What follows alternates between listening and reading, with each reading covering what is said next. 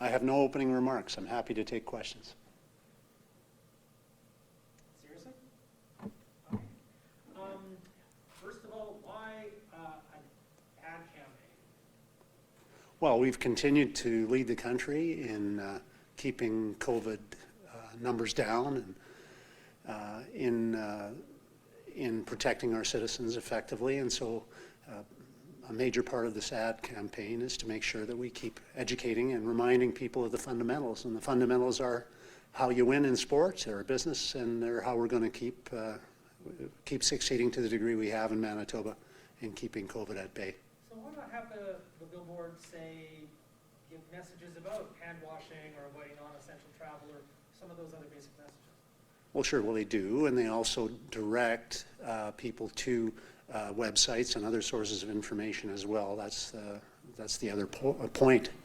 But they also will encourage the restart of our economy, because that is vital. We have close to 40,000 folks who are unemployed right now that were working a year ago here in Manitoba, and we know that the two things go hand in hand. That we will, if we have a safer society, we're going to have people more confident to go to work, to shop, and to create more job opportunities for those who deserve a chance to get back to work. So they're symbiotic things. The safer we are as people, the more confident we can be, and the more ready we will be to help our neighbors get back to work. Do you know how much money range is going to be spent on this campaign, ballpark? Well, I think staff can get you a breakdown. We can get you that later today.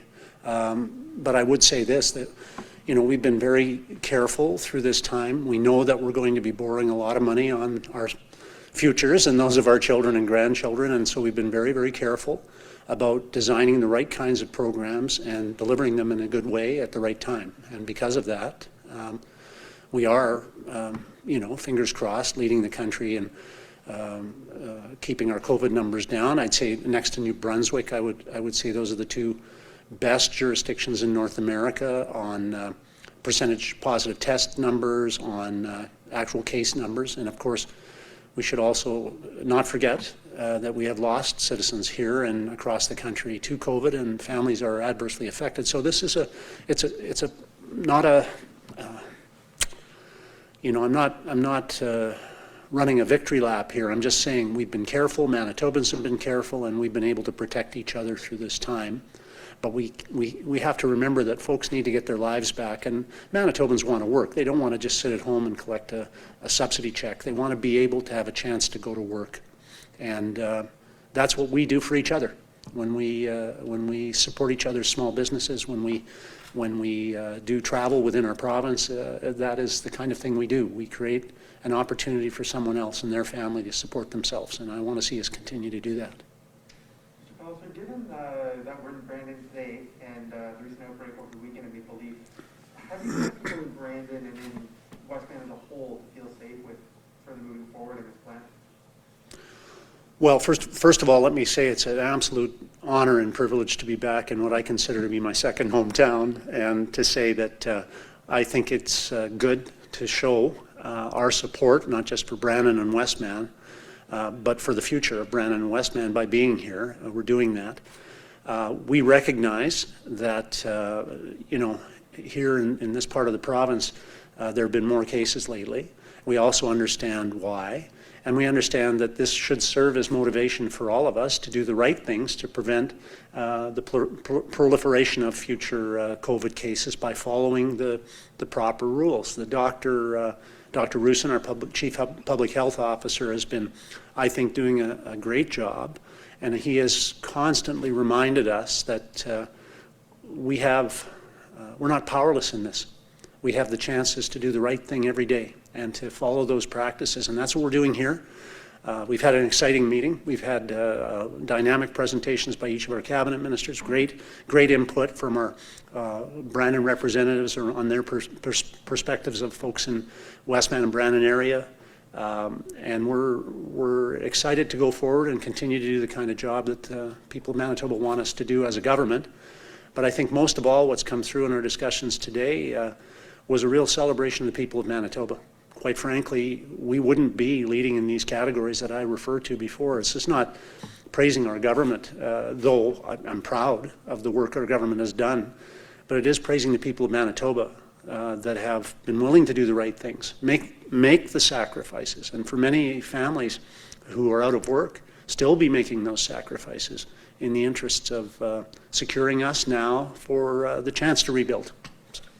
I'm proud of that. I'm proud of our caucus and government, of course. I don't mean to minimize my sense that we are ahead of the curve, that we have been doing things well, but I do think the credit really goes to the people of Manitoba. Forgive me for cutting you off there. Sure. What would you say to people that say that the money on an ad campaign can be better spent elsewhere? Well, I would say that I've been attacked for a long time for not spending enough money, and now you're attacking me for investing in something that will most certainly pay, and you'd be wrong.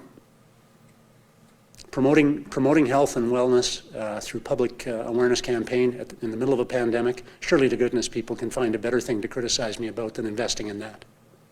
Would you ever look at regional closures? I know we saw the uptick in Brandon recently, maybe today being the exception, but would that ever be on the table? Yeah, I think it's really important thanks for raising that, because I think it's really important that we understand that our plan is working better than many because we are consistently listening to the best health experts that we can get. And when they give me and my ministers advice, we look to follow it. So Dr. Rousseau has said that's something that might be on the table. I know in Ontario they've done that. They've done some zoning in terms of their restrictions being withdrawn sooner in some areas and later in others and so on. You know, Manitobans are smart people. We can walk and chew gum at the same time here. So I think we'd be ready if that's a necessity. But I have to say I am really pleased at the way the public has responded to the gradual lifting of restrictions. Let's remember there are still many restrictions in place, and people are really affected by that. And you know, this is something that I'm mindful of. I know that people want to get back to work, and it's not fun to say that close to 40,000 Manitobans don't have jobs yet. But we're working hard on that, and I would want Manitobans to know that they're in our minds and hearts, that we want to make sure that our economic restart is done well, but we mostly want to make sure that it's done safely. And so it's that safety that's really vital. The opposition leader today said that the province is, quote, refusing to test all Maple Leaf employees, and suggested that this means doesn't bode well for the fall when school comes back because it looks like the province can't test students or doesn't have the capacity. What would you say in response to Mr. Kinney's comments? Well, I can only say they're misguided comments, and they reveal a willingness to make observations that aren't science-based. Dr. Rousseau has been very, very clear that there's very questionable benefit to a non-symptomatic person being tested, that simply creates a longer line for someone who has symptoms. And that really, what good is it to go and get tested non-symptomatic and then go back 3 days later when you have the sniffles and get tested again? We want to encourage people that have any symptoms to make sure that they're going to get tested. We want to encourage people that have symptoms to stay home from work. We want to make sure that people are protecting themselves and protecting each other.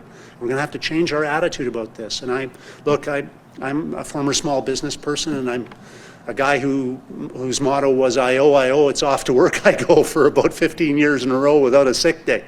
And I'm proud of that in a way, but we can't be like that now. We can't be like that as employers. We can't have that expectation. If somebody has a symptom, they need to go and get tested. They need to stay away from work. They need to make sure that they're protecting themselves, but also protecting those around them. And this is absolutely critical as we move forward. So Mr. Canoe is wrong. He is making an assertion that is dangerous and misguided.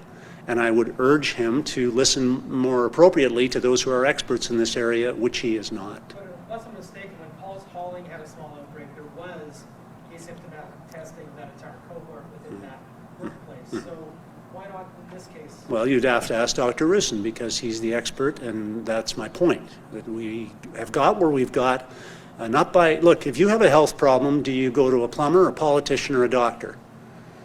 We're going to continue to take the best medical advice we can find, and we're going to act on it. If others are advocating, that's fine. Everybody's entitled to an opinion. We all know about that. But that doesn't mean that the opinion should be followed. And in this particular case, it should not. BC has pushed back their start date for public schools. Is that something you would reconsider, look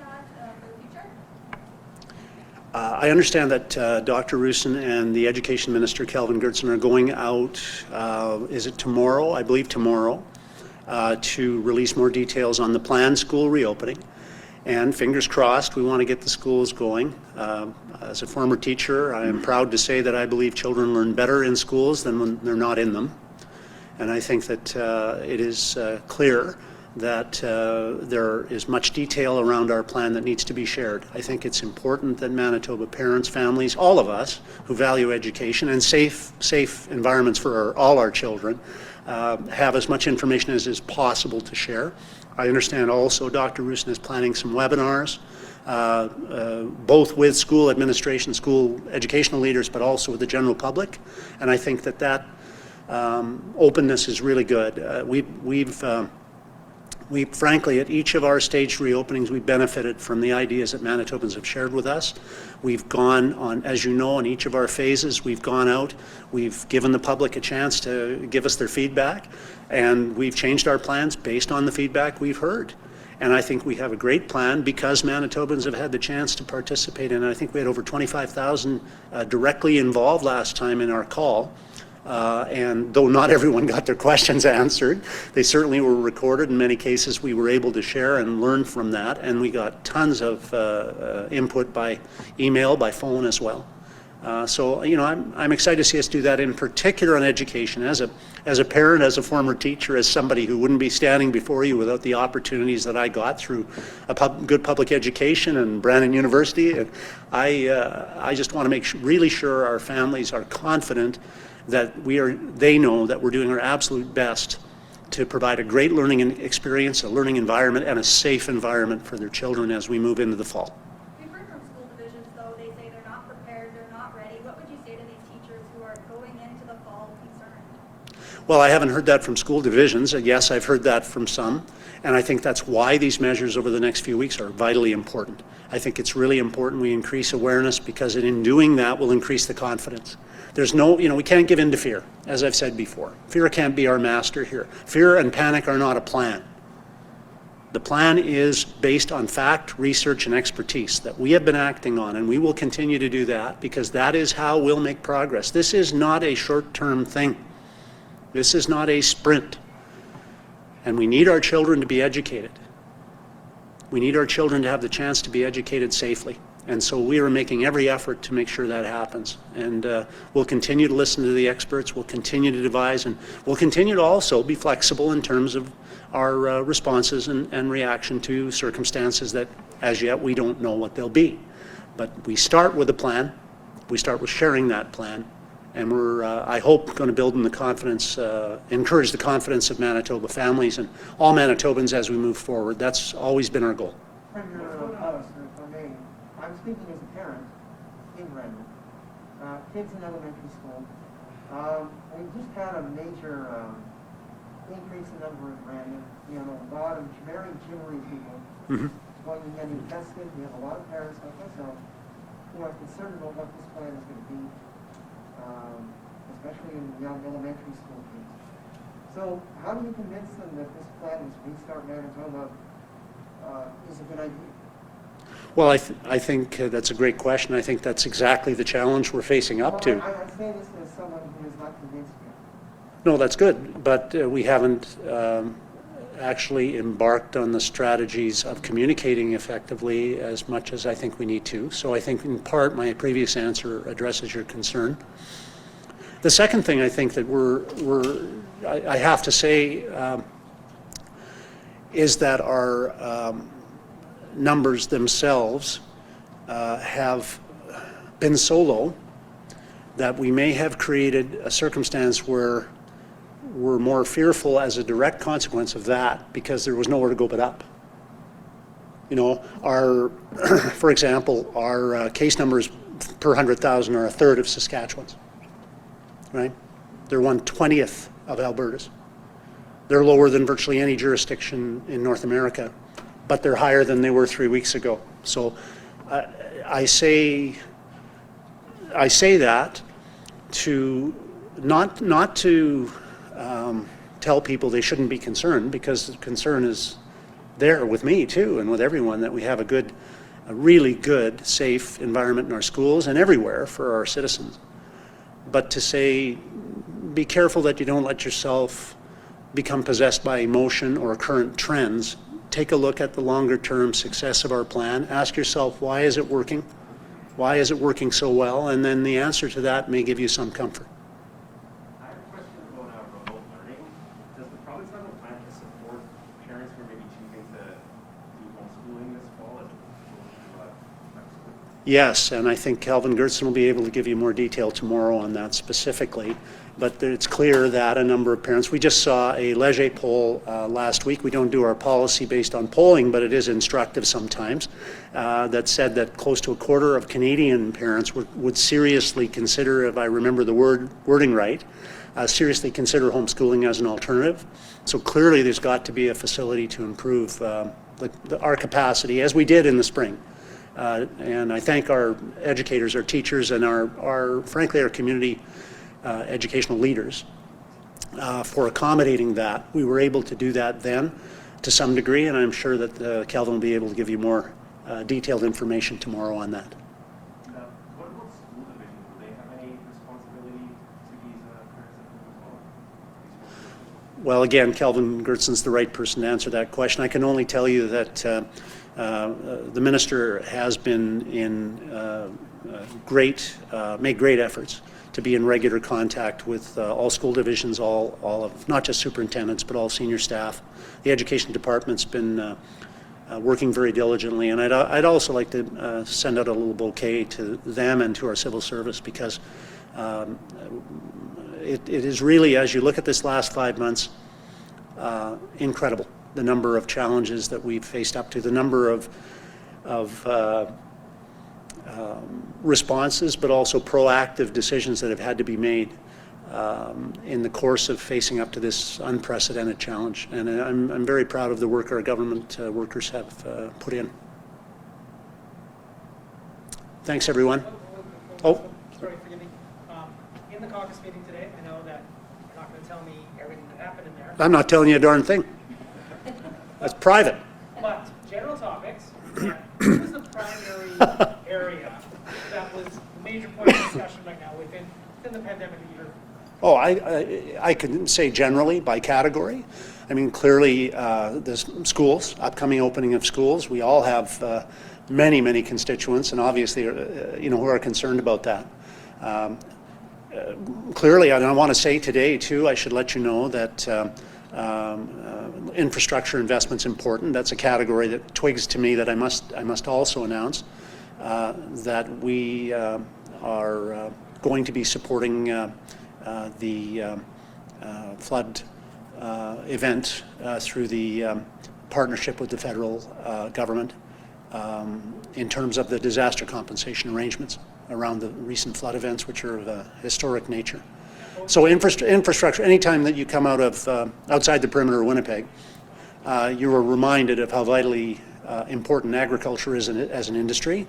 There's a lot of optimism right now that we may have one of the best crop years in history. Fingers crossed. I'm a farm boy. I'm not counting on it until it's in the bin, but it looks really good, and that is good, because when farmers and the ag community do well in our province, we all benefit from that. So to be clear on the flood, you're saying that the federal government and the province have both signed on for southeastern Manitoba and for northeastern? No, I'm not saying that. No, I'm saying for the Westman event, and I'm also we haven't got final approval from the feds yet because we've just acknowledged our participation and support. But we know that you understand how this plan works. Basically, once an event gets to a certain size, normally we would go through a lengthy process to evaluate exact costs. We know now, just through really good estimates, that we're going to exceed the thresholds for provincial partnership to be in place. So I wanted to and I also want to say, just a tremendous job by the City of Brandon, by the various RMs throughout the area. The municipal government is, to my mind, the best value for money for Manitoba ratepayers. Their people are closest to the ground. They know the issues and they understand, and they're accountable for their responses. And their response was incredible, really first rate. And so I think it's worthy to note that these municipal people deserve our thanks.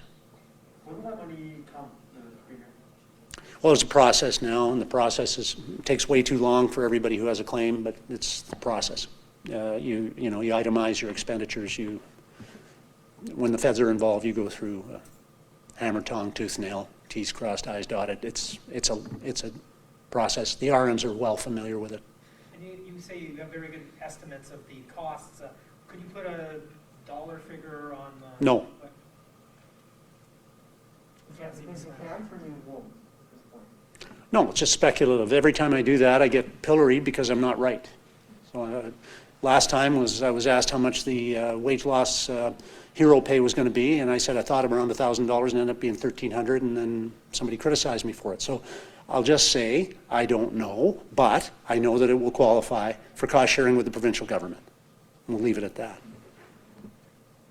Anything else? Thanks, Lynn. Thank you all.